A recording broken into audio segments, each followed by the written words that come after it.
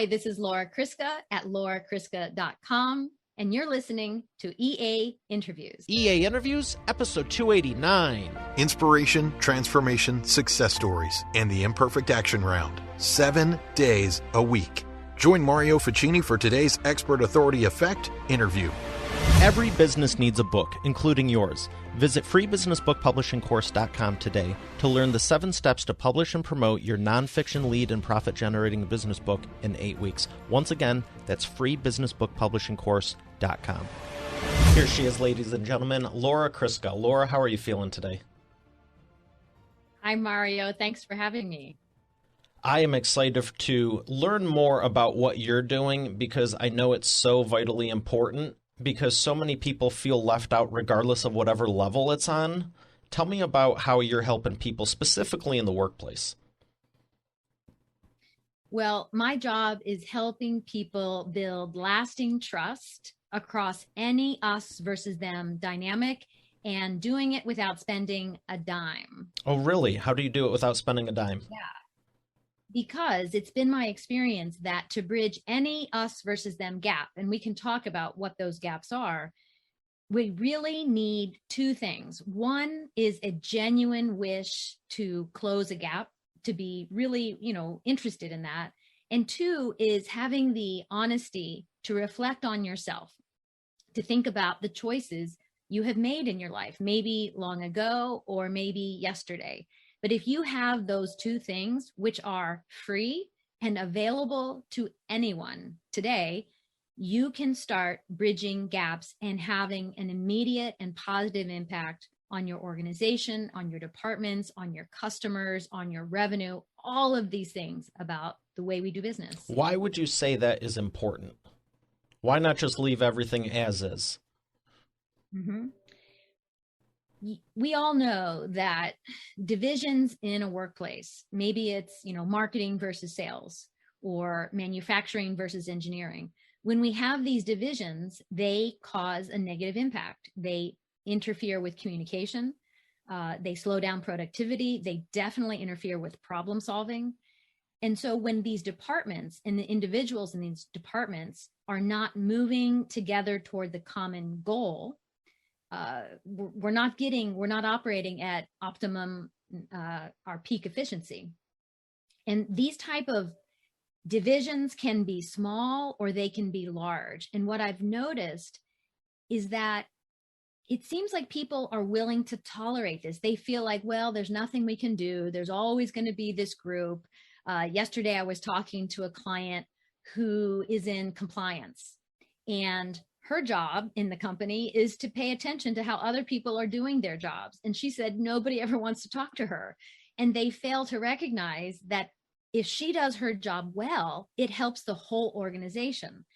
And now I understand they don't want to talk to her because she might say, well, you can't do this, or we want you to do that. But when we look at things so much like me, as you just said, me or my job, my department, only that viewpoint, we limit the optimum performance of our organization. Where do you think this stems from on a, I don't want to say personal level, because I think some people don't even know about it, but how does this translate into the workplace? Where does it stem from a psychological level? Why do people do this? That's a big question, Mario. First of all, it's a great question. I don't think I'm definitely qualified. I'll tell you my opinion. I think culturally speaking, especially in the United States, we are taught from a very, very young age to be self-reliant, to do things on our own, and to make choices all the time. And this is in drastic contrast to other cultures. I'll give you an example. I've spent a lot of time in Japan, and I've noticed how mothers in Japan don't ask the same kind of questions of their children. I'm the mother of 3 children. And since the time my kids were young, I would ask them so many questions. Oh, do you want milk or juice? Do you want, potatoes or rice? Just constantly asking for their personal preference. And this is just a small example of the way that we really highlight and value individuality in the United States. And as we grow, we are rewarded for being self-reliant, take the dishes to the dishwasher or, have a job. And these things are really valued, to the point of, when you're finished with school, you're supposed to move out and live on your own and be, an independent person. And these are great traits. I think it's one of the very attractive things about our culture. But sometimes it goes so far that we only think of ourselves and we only worry about me and mine. And so compared to a country that is like Japan, where there's a very strong group emphasis from the time you're young, there's a group orientation. People really think about the common good much more than they would here in the United States. Well, I appreciate the insight there, and you're saying you're not the one to ask on it, but I thought that was a great answer. Thank you. What have you seen in your experience from someone who changes the culture of the company from the me to the we? What have I seen? What was the end result of, someone that was probably fighting you and didn't want to do it in the beginning? Because I know anytime you implement change, some people are very averse to it, like beyond very averse to it. And they might do it begrudgingly, but yes, I want to know about afterwards. How excited were they afterwards? Yeah, it's great to see a transformation. And one of the ways I used to work was doing a lot of in-person exercises. I've been doing an exercise called the Team Machine, and it's a simulation that really shows that when departments don't work together in coordination, the entire company, the entire organization is not going to be as competitive as they could be. And this is an awakening for some people. It's kind of shocking to them to see this play out in a kind of game-like environment, but it's not that hard to help people see that if your company is not operating at its peak potential, and I mean everybody, building trust with one another, having great communication, excellent cooperation. And note, I don't mean you have to like people, you don't have to agree with them, but you have these common goals and you have a common understanding of how you're going to reach those goals. And so when you do that, the whole organization is much more successful. Your customers are easily drawn to you. You find new revenue streams. Innovation is much more possible because people aren't being stingy with their ideas. They look at it as a group win. So it's exciting when people can change their viewpoint from me to we. And who would you say is your biggest success story of accomplishing this that just stands out the most to you? That's a really good question. I worked with a small company. It's a subsidiary of a very large multinational company. And one of the people in the organization was relatively new, and he was trained in the we building process that I teach. And he took this practice back to his organization, and he changed, for example, the way people sat. Let me back up a little bit. Because he was a newcomer to a very established company, there was a culture established in that company, right? Every organization has these cultures. But as a newcomer, he had kind of a fresh approach. He wasn't ingrained in certain groups. I mean, this is not that much different than high school. There are cliques in high school and there are cliques in organizations. And these cliques can be very damaging to business, but also to people and how much they feel like they belong. And so as a newcomer, this man could see that these cliques inside the organization were preventing people from sharing information, from solving customer problems. One person would get the information, but they wouldn't share it with a group that could solve the problem. And it was awful, but people had tolerated it and they just were very kind of separate in the way they operated, falsely thinking that they alone could take care of what they needed to take care of. And he started slowly making some changes. He started cooperating with people that he helped people facilitate cooperation who had kind of traditionally not cooperated. And they discovered an entirely new revenue stream for their business. It was something that was related to the old way of doing business. It's actually a story in my book. It has to do with seafood, in the way that they had certain markets that were very separate. But when these different market people representing the markets talked to each other, they recognized that they could create a whole new revenue stream that has generated millions of dollars in revenue because these different groups were now cooperating. Well, that's not too bad now, is it? I think it's a really important motivator for building a we culture, but it's also about inclusion and making people from diverse backgrounds feel like they belong. And as we all know, most business places are much more diverse today than they were, 20, 30, 40 years ago. And so we have people from various backgrounds working together. And I think there's a false notion that proximity to people who are different from you is enough, that knowing somebody's name, just sitting nearby them, or, this kind of acquaintance style relationship is enough. And I disagree with that, Mario. I think it's really important to do the work to build relationships. And I mean like trusted colleague, resilient relationships that can sustain the hard work of running a business. And this is where the idea of being an outsider, you mentioned this at the opening. One of the things I always ask people is the question, when have you felt like an outsider or a them?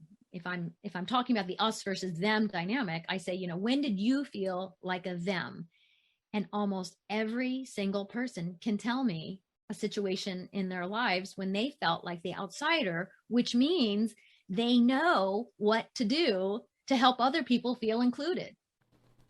That is so enlightening, because I think there is always some degree of people feeling left out, and I'm sure it's mainly as kids, but that's what you carry with you. And even if it's not, I mean, I know some people that, they didn't have it as a kid growing up, but then they got into a job or they were forced to do something, maybe not even a job, just career and later in life, where they weren't in their zone of genius. And anytime you're not, it's just going to be harder to begin with. And they just felt left out. Or to your point, we were talking about earlier with everyone in the company, it's like they just always felt like they were on the outskirts. And that's not their personality type. I know there's some people who they'll do what they want. What do they call them? Extroverted introverts. They're totally fine on their own, but they can get along with a group if need be, but they don't feel like they always have to be the life of the party just to survive. And it's interesting because I think we're all a blend of each of these. I mean, sometimes it's nice to just take a break. Like, hey, no responsibilities today. What do you want to do? Probably not add more on your plate. Just saying. But at the same time, when you're working with a team and you do want to be included, it is a horrible feeling like you're left out. So I think it's great you're talking about that, because the world is more diverse than ever. The businesses, everything we do, we're more connected than ever. Let me rephrase that. We're more accessible than ever, but I'd say we're less connected. Would you agree? I agree. Yeah, I think that's an important distinction, and thank you for making it. And it's, instead of being connected, we're just together. We have more diversity in many workplaces, but we're not connected. I just was speaking with a colleague who is a Black woman, a young Black woman, and she quit her job recently because she was the only Black young woman, and she felt invisible. When you're the only lonely, sometimes it's called, in an organization, it's easy to feel left out. And this is why it's so important for people who do belong, who have that sense of belonging, to take action, to build trusted colleague level relationships with people who might not feel like they belong. This is the central feature of we building, taking action, noticing when people might not feel like they belong. If there's an only lonely in your organization because of their age, their gender identity, their race, their religion, whatever it is. It could be many things. They could belong in the sense that they look and sound like, the majority of the people, but they don't feel like they belong. And so this is the work of we building. And guess what? It's not that hard. It's not hard to include people. I mean, if you think about times in your own life when you have been the one excluded, maybe unintentionally, maybe intentionally, and we think about, what would you have liked someone to do? I'd love to hear what you think about this, Mario. But when, if you think about what would have been a simple gesture someone could have done to make you felt included in some circumstance. Yeah, I would have to say just genuinely care and have an interest. To your point of it doesn't cost anything to be a nice individual, and no matter what the background is or where they work or anything, it doesn't cost anything. I've joked ever since middle school, high school. They're like, how can you just talk to anyone? And then at the time it was like, well, they were implying her or a woman. Like, how do you just talk to them? I go, well, generally I start with hi, hello, or how are you? It's like, what more do you need than just what's going on?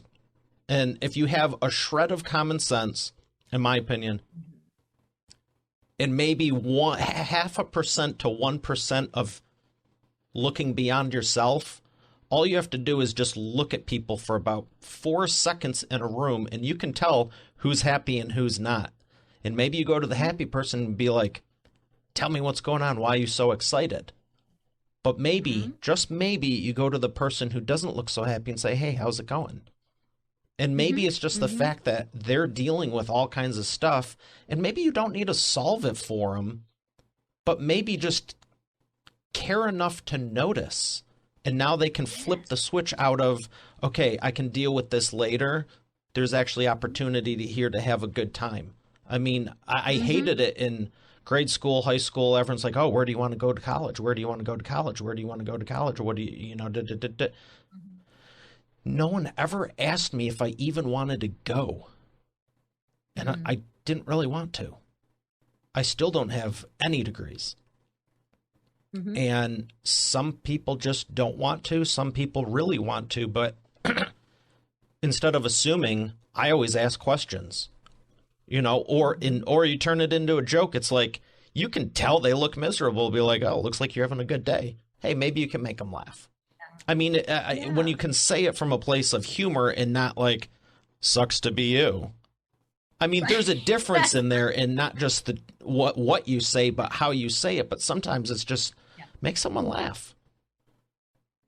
And I want to point out one other thing that is an important part of my book, which is in any organization, there is what I call a home team.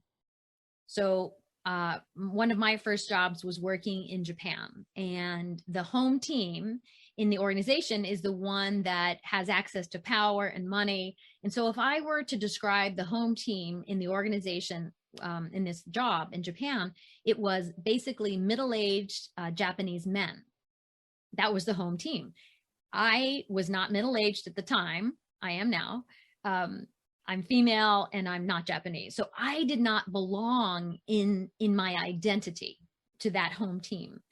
And so it was easy to feel left out and overlooked and marginalized. So every organization has a home team. In corporate America, a lot of organizations have a home team that we could pretty much sum up as saying middle-aged white men.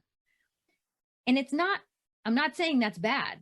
First of all, I married a middle-aged white man, and I've created 2 more white men for the planet. So I'm not saying it's bad. I'm saying that if you belong through your identity to the home team, just by default, and I almost belong as a middle-aged white person, I'm female. So if you're part of that home team in your organization, I feel that we have a bigger responsibility to look for ways to broaden who is included, the definition of who is included. And that's the idea of who is we. Instead of just hanging out and spending time and consulting with other people who look like us, sound like us, pray like us, we have an obligation to look out and see who might not feel included, just like you were describing, in the situation where there are a lot of people standing around. So looking for those opportunities is part of being a we builder. What do you think it would take for a company to go from, oh, geez, I'll just ask you, what percentage do you think companies are at now on generally, and what do you think it would take to even break 50%? I was going to say 80 or 90, but I mean, that would literally change the world. Even to break 50, though, would. Yeah. Yeah, it takes some work, but again, it doesn't have to cost a lot of money. It can cost nothing. Someone could buy my book, which is not a lot, and follow the principles, follow the processes.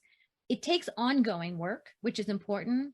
One of the most important tools that I have developed in my entire career is called the us versus them self-assessment.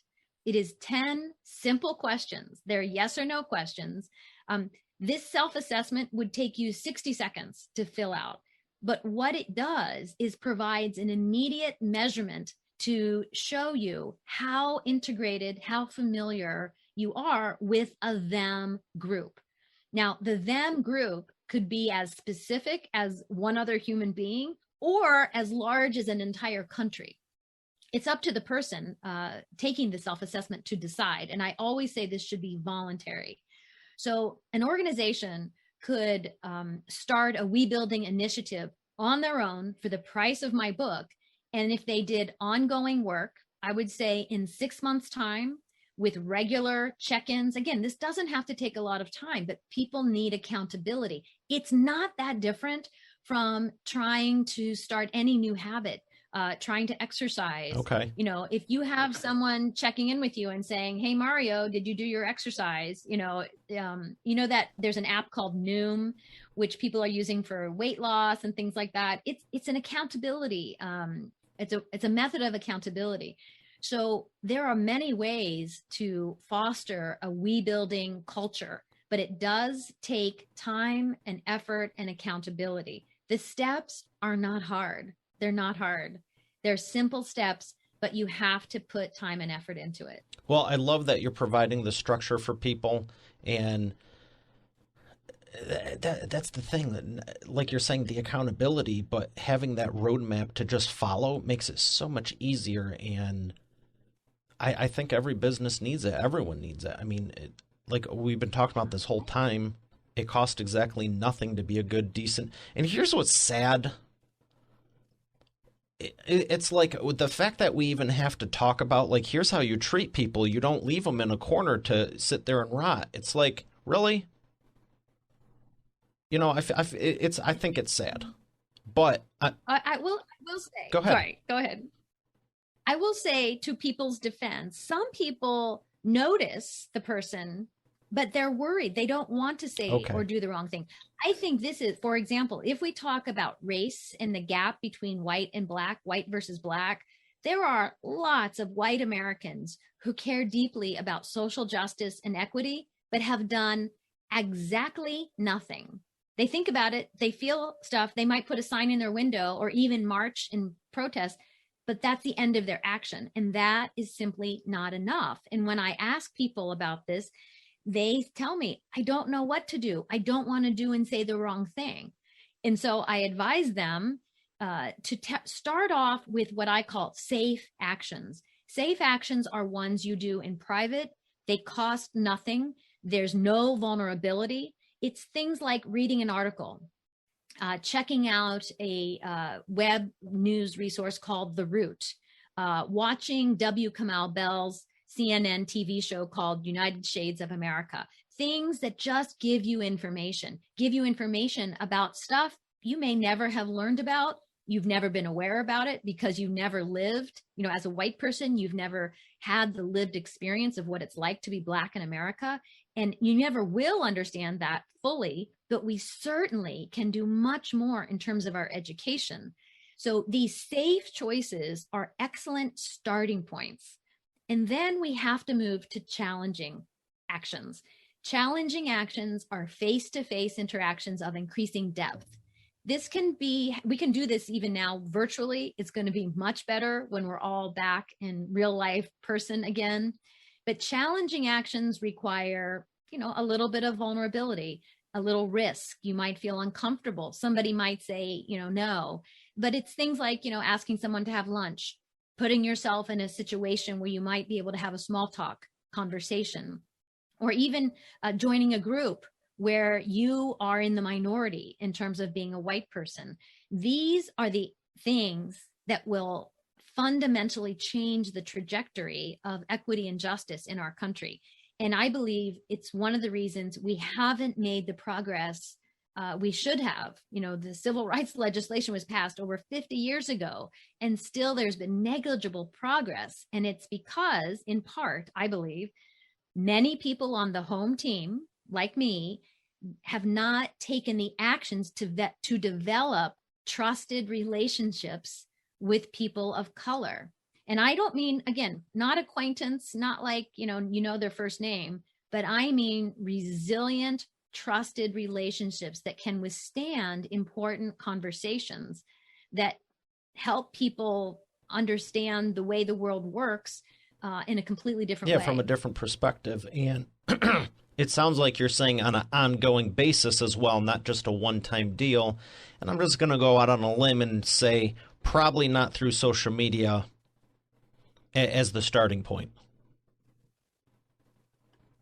No, and unless you just start learning. I've learned a lot from following people on Twitter. Yeah, like you're saying, it's a resource just to gather the information. But I was making a joke about just because it seems like, unfortunately, whether it doesn't really matter. It doesn't really seem to matter what the topic is. There could be someone that's listens to this and watches it and is like, I don't like her. I don't like him.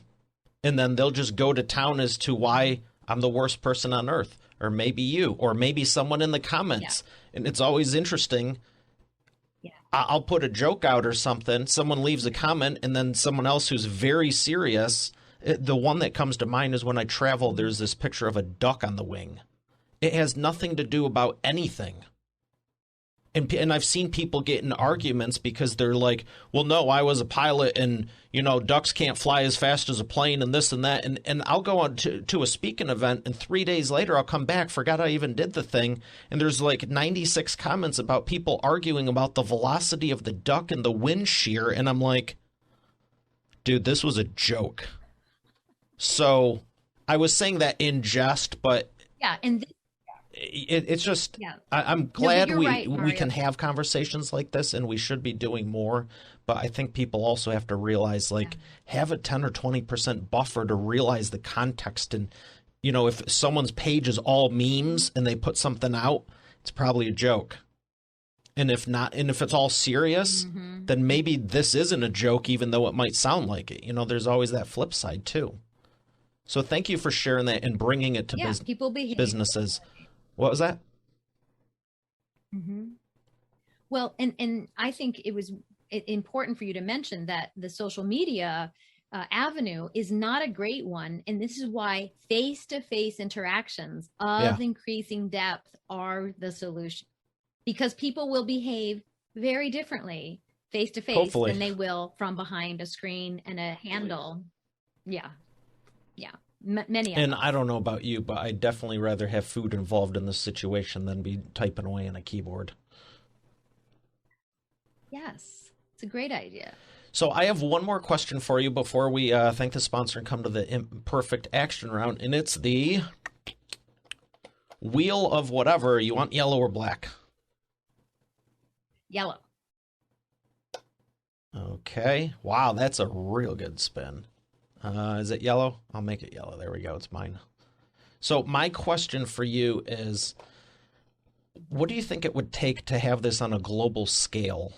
How many years before we're making a dent in your experience?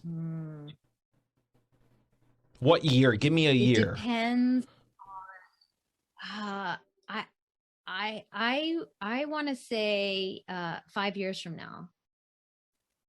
5 years from now. So it is my personal mission to inspire a we building revolution. Awesome. But I cannot do this by myself. I need your help. I need your listeners' help, your viewers' help.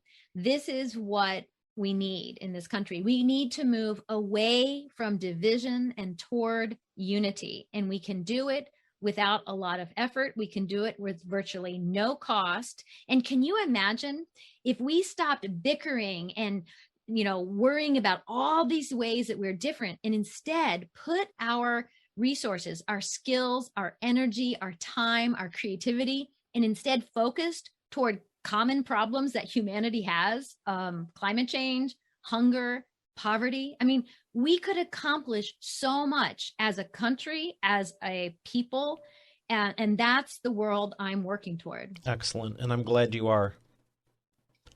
We're going to thank our sponsor and come back for the Imperfect Action Round. You've heard me say every business needs a book, including yours. And it's true. And that's why you should visit freebusinessbookpublishingcourse.com today to learn the 7 steps to publish and promote your nonfiction lead and profit-generating business book in 8 weeks. But you know what?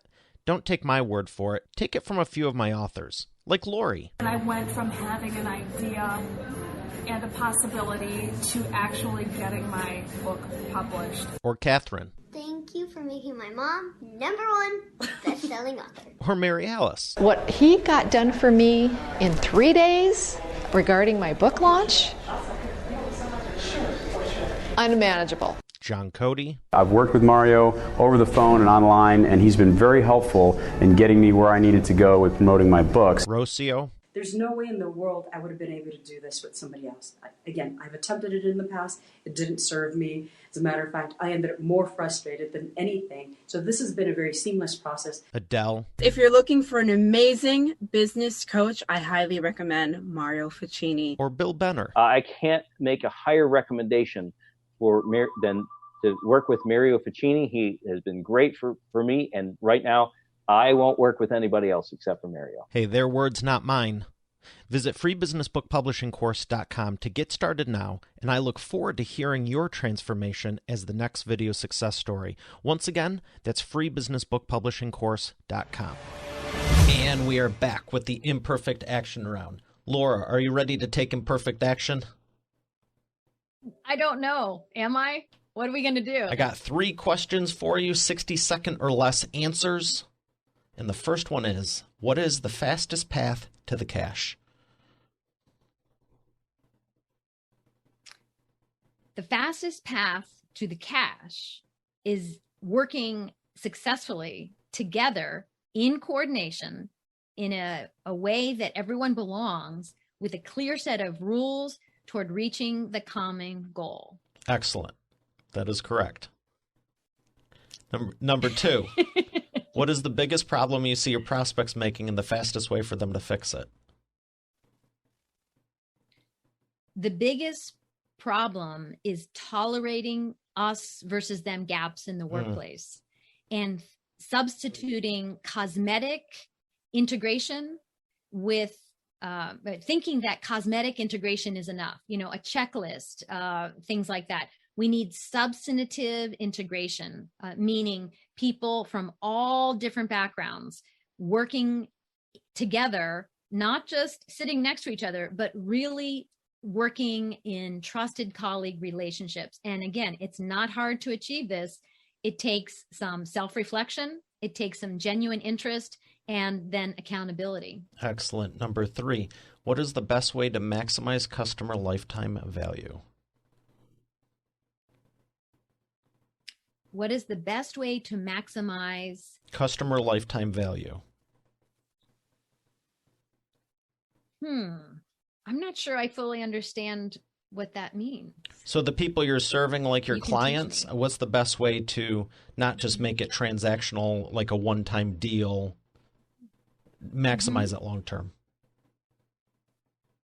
Well, I think promoting the we building culture is useful inside an organization and outside the organization. The skills and tools that I teach people to use in their companies can be applied anywhere in our communities, in our kids' schools, in places of worship. So these skills should be and can be applied by anyone at any time, anywhere. And I have worked with thousands of people on 4 continents. And one thing I can tell you for sure is that anyone can become a we builder. And it's easy to start. Excellent. What books would you recommend to Expert Authority World that have helped you? Oh boy, I have learned so much from so many authors. Diversity Inc. is a book written by Pamela Newkirk in 2019. It's a really valuable study of diversity and the business, and how there's, $1 billion business, yet negligible success in terms of real integration. So that was a very important book to me in the recent past. Excellent. Where would you like people to learn more? Well, they can go to my website at lauracriska.com. I'm on many social media platforms, and especially on LinkedIn. I'd say that's probably the best place. Excellent. LinkedIn is a good place. Well, Laura, it's been a pleasure. I thank you for your insights, and thank you for your time. Thanks, Mario. All right, Expert Authority World, we have another great episode here today. I'll see you tomorrow. Have a great day, and God bless. You're already the expert, but have you transformed your expertise into a tangible asset that will generate and qualify leads while increasing profit for you 24/7? And if so, how well are you promoting it? With the Expert Authority Effect publishing method, it's easier and faster than ever. Visit freebusinessbookpublishingcourse.com today to learn the 7 steps to publish and promote your nonfiction lead and profit-generating business book in 8 weeks. Visit freebusinessbookpublishingcourse.com to get started now. Once again, that's freebusinessbookpublishingcourse.com.